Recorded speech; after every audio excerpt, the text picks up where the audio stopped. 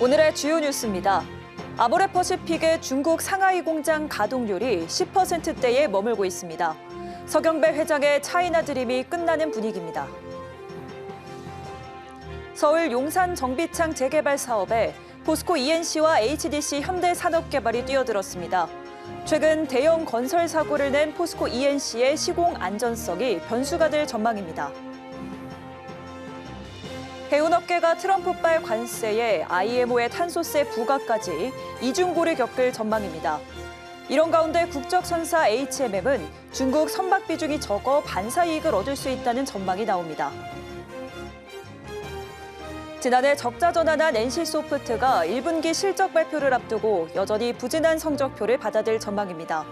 신작이 없는 탓에 공백기가 길어질 거란 관측이 나옵니다.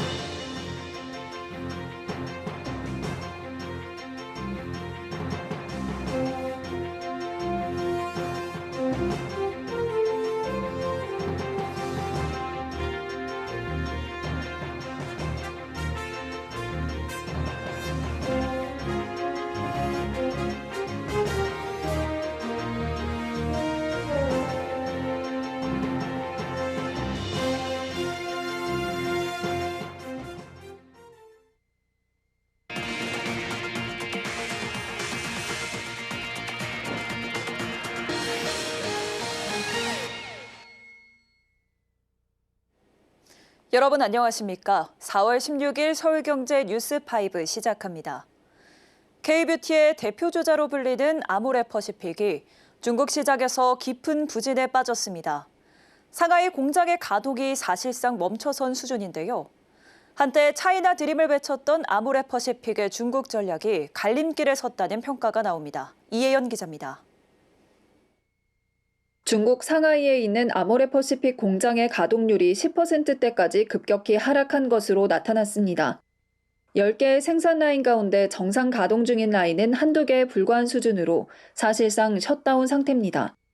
2022년 당시 가동률은 약 80%, 2023년에 50%대로 내려가더니 지난해엔 10%대까지 뚝 떨어졌습니다.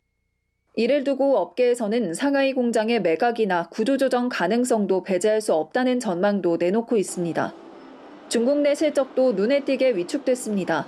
아모레퍼시픽의 지난해 중화권 매출은 5,100억 원으로 전년 대비 26.7% 감소했는데 이는 같은 기간 미국 등 서구 시장에서 거둔 매출 6,949억 원보다도 적은 수준입니다. 아모레퍼시픽이 중국 시장을 핵심 성장축으로 삼으며 최대 실적을 내기도 했지만 이제는 청산을 고민해야 하는 상황이 된 겁니다. 최근 한알령 해제 조짐에 일부 기대감도 돌고 있지만 최근 몇 년 사이 중국 내 시장의 판도가 완전히 바뀐 상황. 현지 로컬 브랜드나 국내 인디 브랜드들이 현지 ODM 기업과 손잡고 빠르게 신제품을 내놓는 방식으로 시장 점유율을 넓혀가고 있기 때문입니다. 예전과 같은 반사이익을 누리긴 쉽지 않을 것이라는 분석이 나오는 가운데 아모레퍼시픽은 사업 구조를 재편해 생산 일정을 조율하고 공장 가동률을 높여나간다는 계획입니다. 서경배 회장이 중국은 여전히 중요한 시장이며 반드시 제도약을 이뤄내겠다고 밝힌 만큼 좁아진 중국 내 입지를 회복할 수 있을지 관심이 집중되고 있습니다. 서울경제TV 이혜연입니다. 공사비 1조 원 규모의 서울 용산 정비창 전면 1구역 재개발 사업 수주 전에 포스코 ENC와 HDC 현대산업개발이 뛰어들었습니다. 포스코 ENC는 지난해 12월 정의민 대표 취임 이후 발생한 이단 사고로 시공 안전성 우려가 커지고 있는데요. 이번 수주 전에 변수로 작용할지 관심이 모이고 있습니다. 이지영 기자입니다. 용산 정비창 전면 1구역 재개발 조합이 어제 입찰을 마감한 결과 포스코 ENC와 HDC 현대산업개발이 응찰한 걸로 나타났습니다. 앞으로 설명회에 이어 6월 중순쯤 조합 총회를 통해 최종 시공사가 선정될 예정입니다. 용산 정비창 전면 1구역 재개발 사업은 서울 용산구 한강로 3가 일대 약 7만 제곱미터 부지에 아파트와 오피스텔, 상업 업무시설 등을 조성하는 복합개발 프로젝트입니다. 예상 공사비는 9,558억 원입니다. 최근 잇단 건설 사고로 시공 안전성이 부각되고 있는 가운데 이번 수주전에 변수로 작용할 거란 관측이 나옵니다.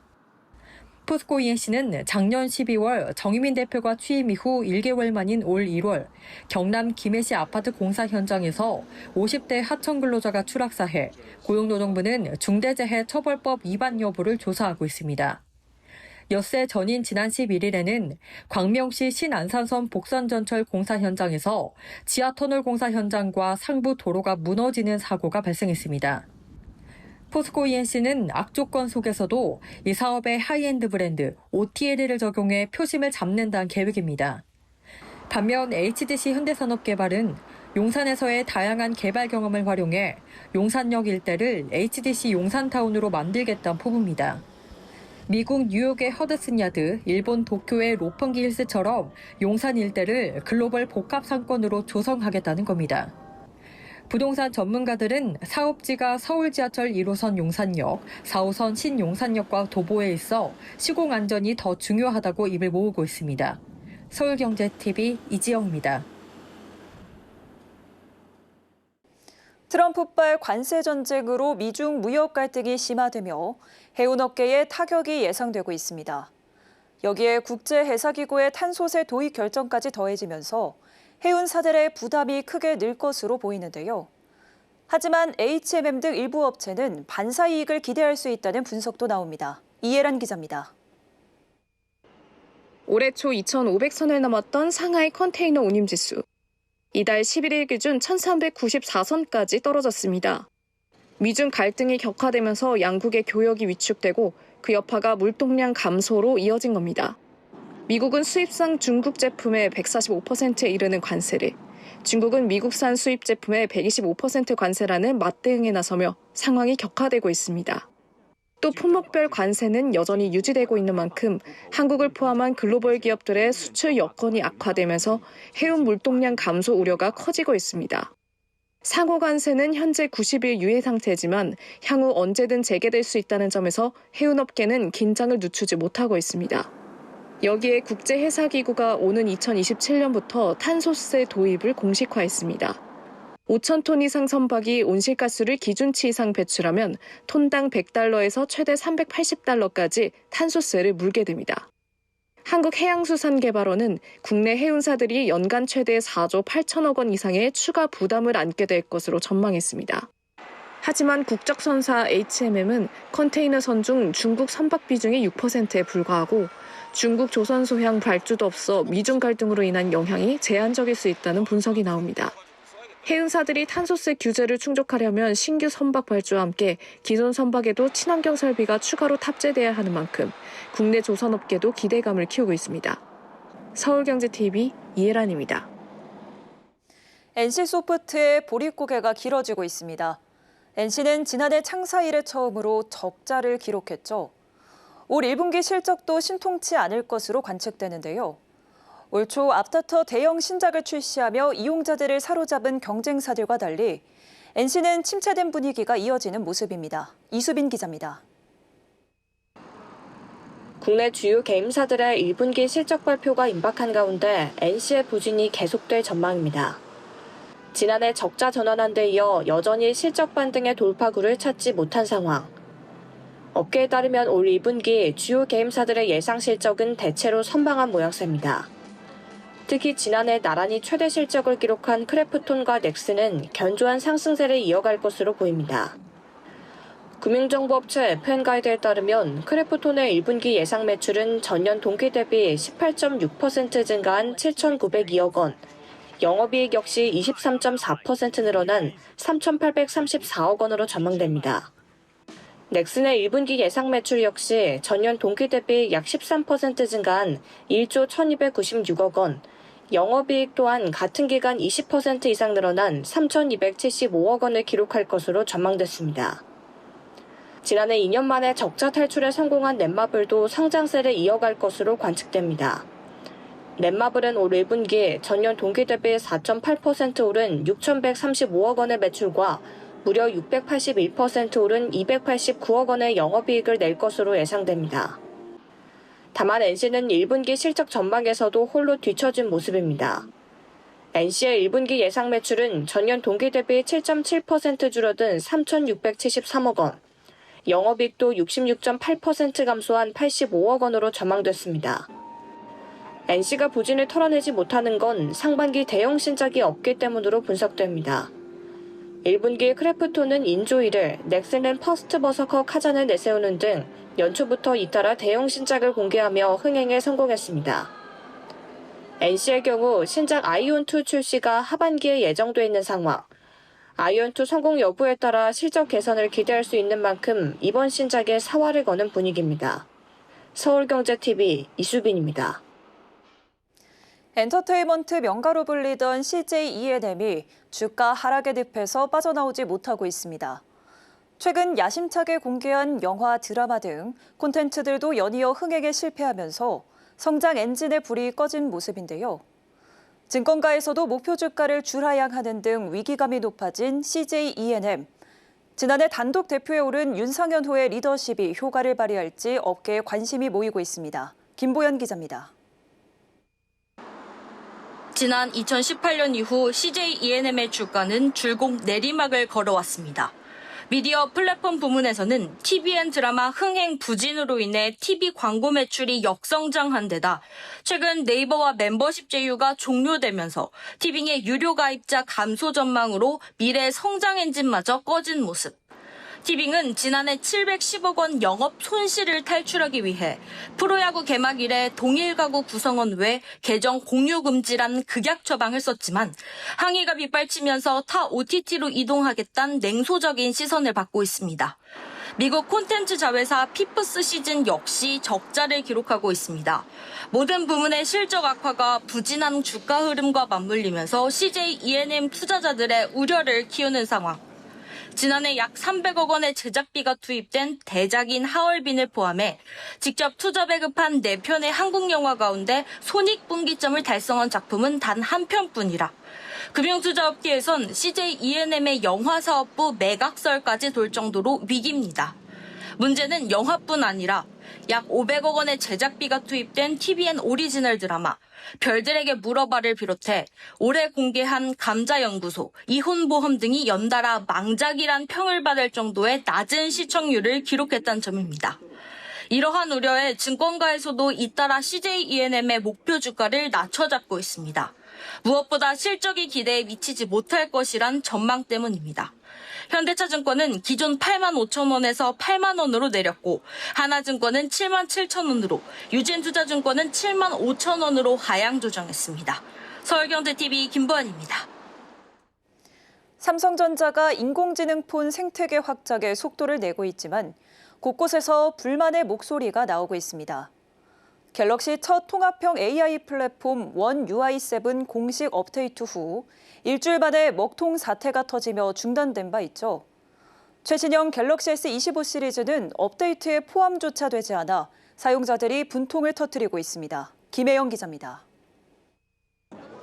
삼성전자의 최신형 스마트폰 갤럭시 S25. 타이머 기능을 켜고 홈으로 돌아오면 좌측 상단에 실시간 알림창이 뜹니다. 삼성전자가 야심차게 내놓은 나웃바로 사용자의 실시간 활동을 바로 확인할 수 있는 기능입니다. 그런데 갤럭시 S25에서 음악 등 미디어를 재생한 상태에서 홈으로 가면 나웃바 기능을 찾아볼 수 없습니다. 업데이트된 갤럭시 S24는 좌측 상단에 나웃바 미디어 플레이어가 뜹니다. 갤럭시 S25 사용자들이 역차별을 받고 있다고 주장하는 이유입니다. 수백만 원에 달하는 최신 플래그십 스마트폰을 구매했지만 사용할 수 있는 기능은 이전 모델에 비해 떨어진다는 것. 삼성전자는 동일한 버전이라고 주장하지만 갤럭시 S25 사용자들은 분통을 터뜨리고 있습니다. 실제 삼성 멤버스 커뮤니티를 보면 이 같은 소비자들의 목소리가 잇따르고 있습니다. 갤럭시 S25는 출시 2개월이 지났지만 단순 보안 패치를 제외한 펌웨어 지원은 없다는 겁니다. 구체적인 업데이트 날짜도 미지수입니다. 삼성은 S24 시리즈 등의 원 UI7 업데이트에 나섰지만 먹통 사태가 터지며 일주일 만에 중단했습니다. 당초 업데이트 계획 공지에 갤럭시 S25는 언급조차 없는 상황. 삼성전자는 미디어와 관련한 부분을 인지했다며 추후 업데이트 예정이라고 밝혔습니다. 서울경제TV 김혜영입니다. 테슬라가 이달 모델 Y의 부분 변경 모델을 출시하면서 이례적으로 가격을 내려 눈길을 끌고 있습니다. 국내 완성차 업체들이 경쟁력 있는 전기차를 내놓고 있는 데다 중국 업체들이 저가 모델을 앞세워 시장 공략에 속도를 내면서 설 자리를 잃기 전에 한국 시장을 사수하려는 전략으로 풀이됩니다. 진민현 기자입니다. 테슬라가 중형 SUV 모델 Y를 부분 변경해 출시하자 소비자들의 이목이 쏠리고 있습니다. 테슬라의 이례적인 가격 인하 때문. 테슬라 Y 후륜 구동 모델 가격은 5,299만 원으로 전기차 보조금 적용 시 4천만 원 후반에도 구매가 가능해집니다. 가격은 내렸지만 기존 모델보다 상품성은 향상됐습니다.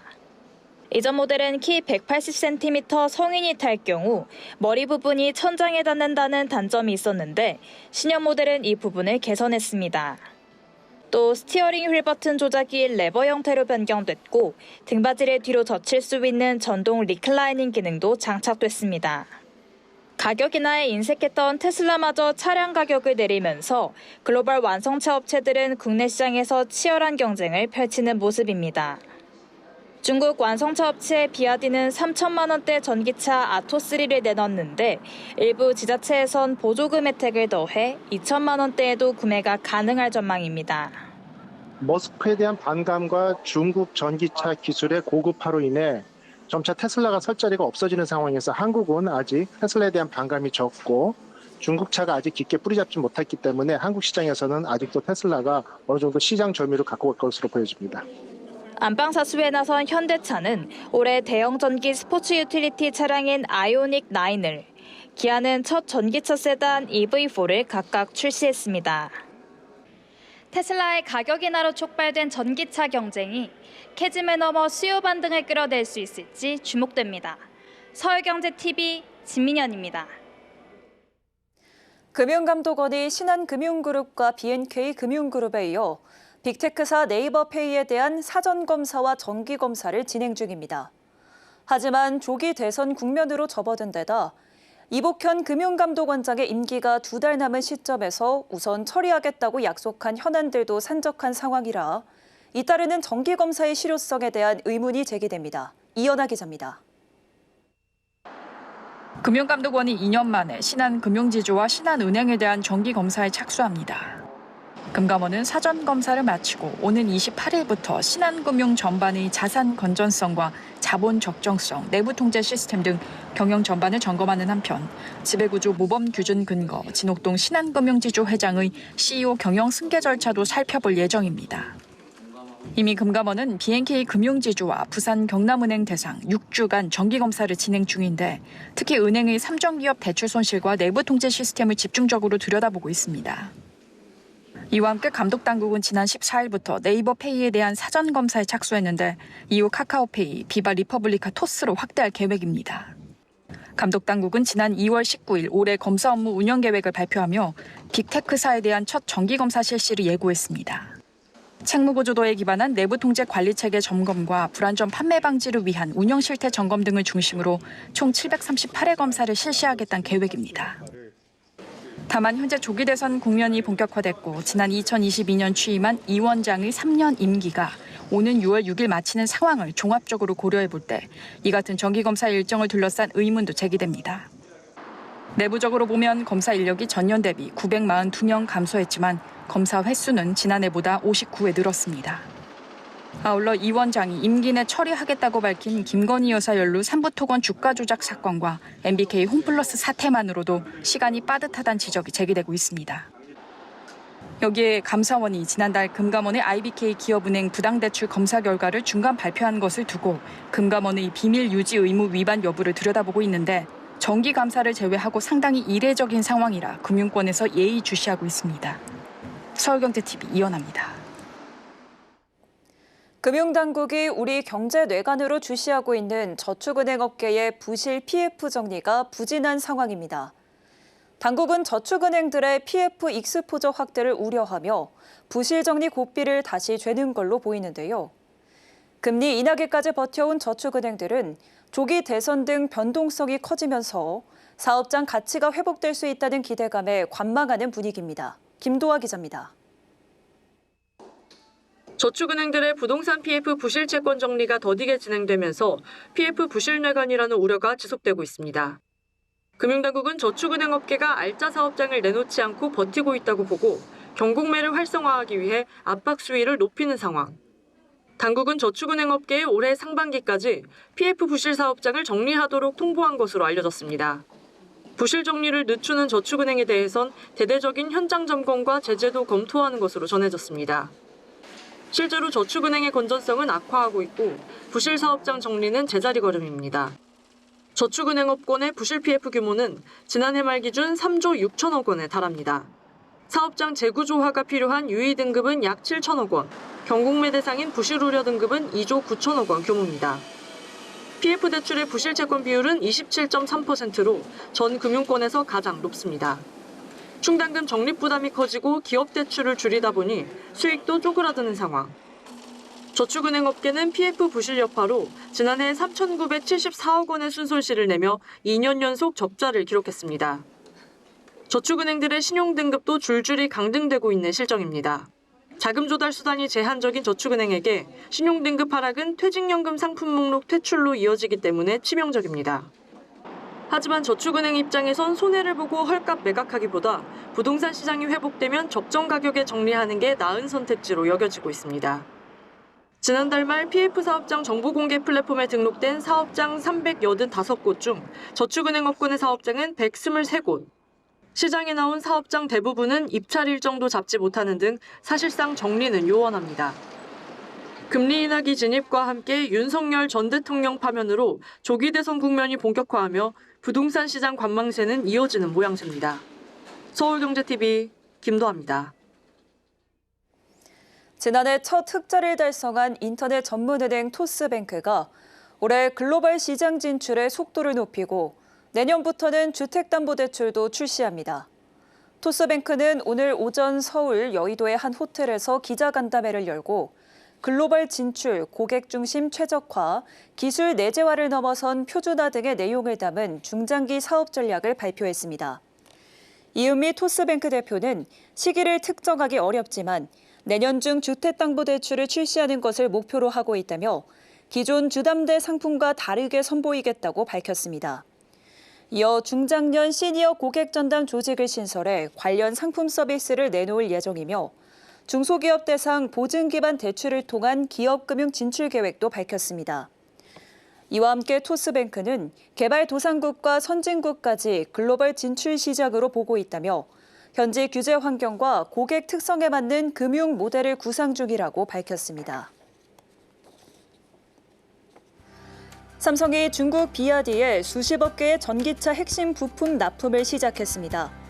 대형 계약을 두고 이재용 회장의 중국 출장이 결실을 맺었다는 분석이 나옵니다. 현대모비스가 16일 열리는 상하이 모터쇼에서 현지 특화 기술을 대거 공개합니다. 현지에서 2억 달러 규모의 수주를 올린다는 목표입니다. 서울중앙지검 반부패수사 2부가 오늘 신한 자산신탁사와 관련 업체 등 13곳에 압수수색을 진행했습니다. 신탁사 전현직 임직원의 신탁계약 관련 금품 수수 등의 혐의입니다. 인천국제공항이 5월 황금 연휴 출국 혼잡에 대비해 일부 출국장을 평소보다 1시간 일찍 개장합니다. 인천공항공사는 5월 1일부터 3일까지 제1여객터미널과 2여객터미널 출국장을 오전 5시부터 운영하기로 했습니다.